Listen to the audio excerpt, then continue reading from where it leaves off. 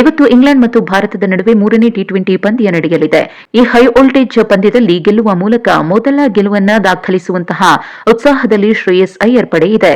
ಈಗಾಗಲೇ ಇಂಗ್ಲೆಂಡ್ ವಿರುದ್ಧ ಸೋತು ಸುಣ್ಣವಾಗಿರುವಂತಹ ಟೀಂ ಇಂಡಿಯಾ ಭರ್ಜರಿಯಾಗಿ ಕಂಬ್ಯಾಕ್ ಮಾಡುವಂತಹ ನಿರ್ಧಾರವನ್ನ ಮಾಡಿದ್ದು, ಹಾಗಾಗಿನೇ ಟೀಂನಲ್ಲಿ ಒಂದಷ್ಟು ಮಹತ್ವದ ಬದಲಾವಣೆಗಳನ್ನ ಕೂಡ ಮಾಡಿಕೊಂಡಿದೆ. ಐರ್ಲೆಂಡ್ ಪ್ರವಾಸದಲ್ಲೂ ಕೂಡ ನಿರೀಕ್ಷಿತ ಸಕ್ಸೆಸ್ ಸಿಗಲಿಲ್ಲ. ಇಂಗ್ಲೆಂಡ್ ವಿರುದ್ಧದ 2ನೇ ಟಿ20 ಪಂದ್ಯದಲ್ಲಿ ಟೀಂ ಇಂಡಿಯಾ ಸೋಲ್ಬೇಕಾಯಿತು. ಹಾಗಾಗಿ ಈ ಪಂದ್ಯವನ್ನಾದರೂ ಗೆದ್ದು ಸರಣಿಯಲ್ಲಿ ಸಮಬಲವನ್ನ ಸಾಧಿಸುವಂತಹ ಒತ್ತಡದಲ್ಲಿ ಟೀಂ ಇಂಡಿಯಾ ಇದೆ.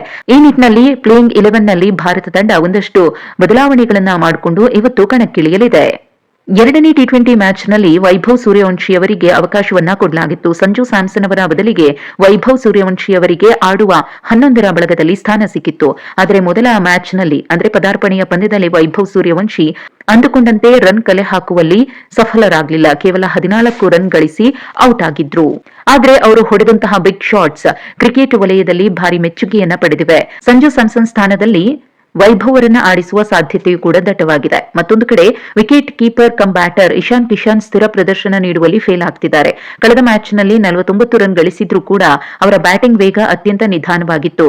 ಹೀಗಾಗಿ ಇಶಾನ್ ಕಿಶನ್ ಅವರನ್ನ ಪ್ಲೇಯಿಂಗ್ 11ನಿಂದ ಹೊರಗಿಟ್ಟು ಅವರ ಸ್ಥಾನದಲ್ಲಿ ಅಂದ್ರೆ 3ನೇ ಕ್ರಮಾಂಕದಲ್ಲಿ ಸಂಜು ಸ್ಯಾಮ್ಸನ್ ಅವರನ್ನ ಆಡಿಸುವ ಸಾಧ್ಯತೆಗಳ ಬಗ್ಗೆಯೂ ಕೂಡ ಚರ್ಚೆ ನಡೆದಿದೆ. ಇನ್ನು ಕಳೆದ ಮ್ಯಾಚ್ನಲ್ಲಿ ಭಾರತದ ಸೋಲಿನಲ್ಲಿ ಪ್ರಮುಖ ಪಾತ್ರ ವಹಿಸಿದ್ದು ರವಿ ಬಿಷ್ಣೋಯ್ ಅಂದ್ರೆ ತಪ್ಪಾಗ್ಲಿಕ್ಕಿಲ್ಲ. ಯಾಕಂದ್ರೆ ಅವರ ದುಬಾರಿ ಬೌಲಿಂಗ್ಗೆ ಭಾರತದ ಸೋಲಿಗೆ ಒನ್ ಆಫ್ ದಿ ರೀಸನ್. ಪ್ರಮುಖ ಓವರ್ನಲ್ಲೇ ಅತಿ ಹೆಚ್ಚು ರನ್ಗಳನ್ನ ನೀಡಿದ್ದು ಭಾರತ ತಂಡದ ಗೆಲುವಿಗೆ ಅಡ್ಡಿ ಉಂಟು ಮಾಡಿತ್ತು.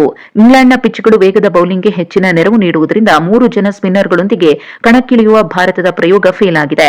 ಆದ್ದರಿಂದ 3ನೇ ಮ್ಯಾಚ್ನಲ್ಲಿ ರವಿ ಬಿಷ್ಣೋಯ್ ಅವರನ್ನ ತಂಡದಿಂದ ಹೊರಗಿಟ್ಟು ಅವರ ಜಾಗಕ್ಕೆ ಯುವ ವೇಗಿ ಪ್ರಿನ್ಸ್ ಯಾದವ್ ಅವರಿಗೆ ತಂಡದಲ್ಲಿ ಸ್ಥಾನ ನೀಡುವ ಸಾಧ್ಯತೆಯೂ ಕೂಡ ದಟ್ಟವಾಗಿದೆ.